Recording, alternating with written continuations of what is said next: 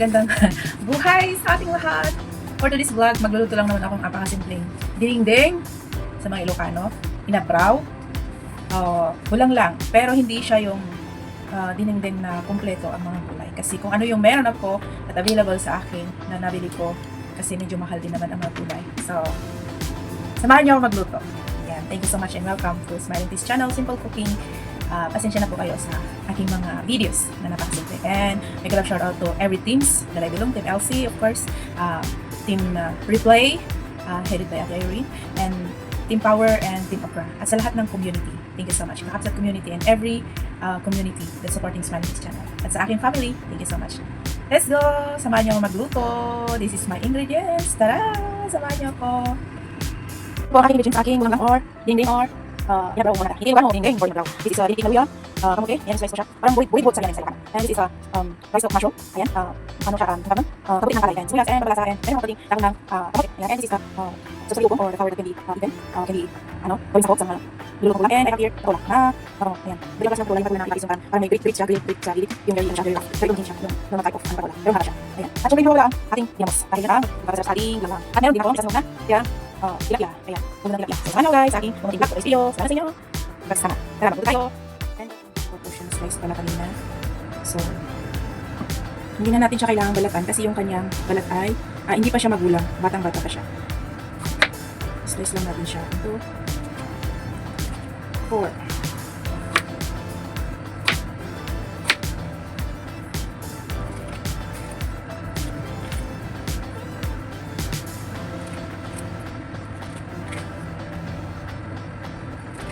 Alam ko namang maraming nakaka-relate dito kasi mostly Ilocanos can cook this kind of dish. Ayan. Hindi na kailangan balatan ang patola dahil batang-bata pa yung patola nila. So, ayan. Ayan na. Magluluto na tayo, guys. Nagpapakulo po ako ng tubig. Tapos, ilagay na natin yung kamote dahil hindi pa naluto yung kamote. Sa mga Ilocano kasi, masarap pag may kamote. Tinatawag nilang burigo or burigo. Ayan. Ang aking husband ay Ilocano, so ay nakatupok Ilocano. Kasi kailangan sa mga Ilocano marunong kang magluto. So antayin natin kumulo yung ating kamote hanggang sa maluto siya at matulog. Tutulogin natin mamaya. Hanguin ko yung kamote at turugin para mas masarap pag nadurog yung kamote. Yan, habang dinudurog ko yung kamote, ilagay ko na yung luya. Yan natin kumulo. Ito na, durog na yung kamote natin. Ilagay natin sa ating niluluto. Nakulo na yung luya. Ilagay ko na yung durog na kamote. Isa yan sa magpapalasa sa ating ulam-ulam. Ayan, nakulo na. So, ilalagay na natin yung ating sibuyas. Tapos, ilagay ko natin ang ating gulay. Patola.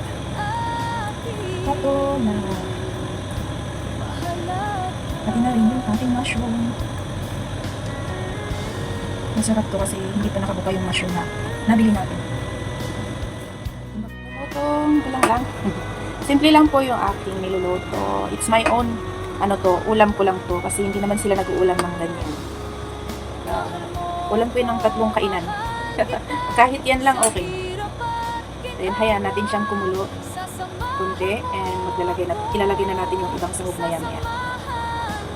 Ilagay ko na din pala yung kalahati ng nor cubes. Hindi ko nilagay yung buo. So, para may kunting lasa yung ating niluluto. So, dahil kumukulo na ang ating niluluto, ilagay na natin yung ating isda.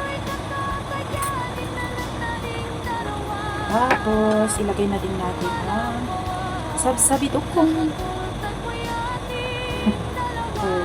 Hindi ko alam yung English nito, nakalimutan ko na.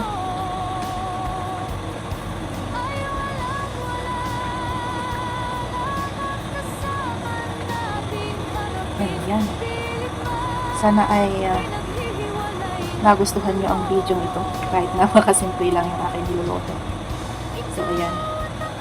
Lagyan na natin siya ng bagoong or ginamos. Bagoong. Ito. Hindi na siya bote. naka ano na siya, plastic na yung nilalagyan. Galing, product ng Pangasinan to. Ayan, boneless fish sauce or bagoong or ginamos. Ayan, lagyan na natin siya ng bagoong. I think tama na to. Para lang magkalasa. Ayaw ko naman ng maalat masyado. So, okay na yun na. Hindi po ako maglalagay ng asin dyan kasi meron na kayong ginamos o yung bagoong. So, yun ang kanya alat. So, ayan, pakuluin lang natin ulit siya. And let's wait for tansya-tansya lang sa minutes. Huwag nating i-overcook. Ayan na, nakulo na siya guys. Nakulo na siya guys. Nakulo na ang ating niluluto. Ayan. Ayan na, ayan na. Patikim daw ako sa sabaw. Kung ang lasa niya ay okay ba. Yummy! Tastes good. Ayan, ilagay ko na yung dahon ng kamote at may kunting may kunting pansit-pansit na harvest ko doon sa aking flower pot. Ayan, ilagay na natin ang dahon ng kamote. Ganun lang naman po kasi magluto ng Ilocano dish na bulang lang o dininding. Siyempre, may kanya-kanya naman tayong taste preference o yung lasa na gusto natin. So, depende yan po sa inyo kung kayo magluluto na ulam lang. So, yun na. Malapit na maluto. Meron na naman akong ulam. Yan. I will take this opportunity to thank you everyone sa mga sumusuporta sa aking YouTube channel around the world, around the globe. And especially to our long friends sa YouTube world. Hindi lang sa YouTube world, kundi naging off-cam friendship din natin sila. So, sa aking mga teammates, sa Team LC, thank you so much. Ate Admin Lakachera Cusinera and Co-Admin Chef Sar, and to all the members of Team Lakachera Cusinera. Thank you so much. And sa aking team power, thank you so much. Kahit sa playlist lang tayo nakakasuportahan, but thank you so much for putting your effort in playing the playlist. Salamat, Team Power. And sa Team Okra, ayan, salamat sa walang sawang suporta. Of course, Co-Admins, ayan, Jen Barona Vlog and Kapsit Aichel and the founder, Ading Glenn, ayan, sa lahat ng members ng Team Okra. Thank you so much. And of course, sa aking bagong tahanan, nag-6 na buwan na po tayo. Ayan, 6 na buwan, mag-7 buwan na. Ang aking teammates sa Team Replay, ayan, mabuhay po kayong lahat. And thank you for supporting each other. Iisa yung goal natin. And go with that goal at inspire each other, encourage each other.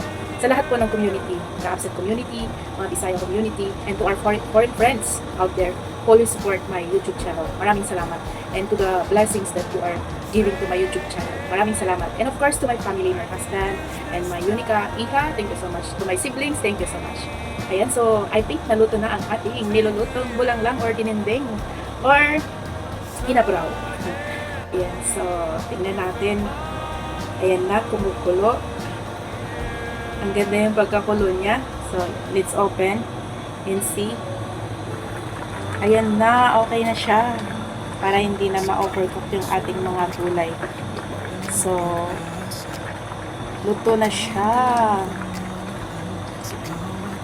Ayan na ang ating cooking bulang lang for today's video. Maraming salamat sa inyong lahat. Ito na ang ating inabraw or dininding. Daming tawag.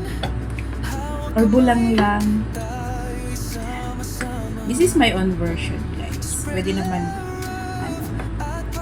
or boridibod kasi meron siyang kamote. Durog na kamote.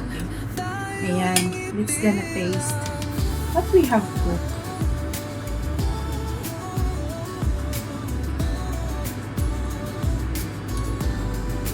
Diba? Umuusok-usok pa. Meron na akong ulam ng breakfast, lunch, and dinner. Sa dinner, ano po lang po? Solo. Diba? Let's taste it. Ayan na siya. Ayan. So, tikman natin guys. Tikman natin. Tikman natin.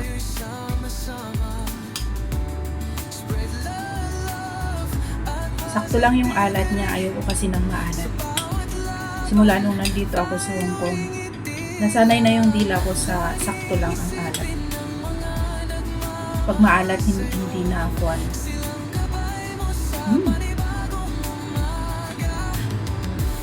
So, ayan, satisfied na ako. Kasi meron na akong nakapagluto ako ng bulangga. Ayan, kasi nag-crave ako. Paminsan-minsan lang ako magluto ng ganito. Ayan, so thank you so much everyone sa support once again sa lahat ng community. And this is Smiling Peace Channel, always saying ano man ang pinagdadaanan mo sa buhay, ano man ang pagsubok na dumating sa inyong buhay, always smile para ang buhay ay spread love and positivity. Always smile. Bye guys. Smiling Peace Channel is signing off. Bye guys. Bye-bye. Amang Diyos, di ka nag-iisa, ngunit sa ngiti ang mundo'y magkakaroon ng saya.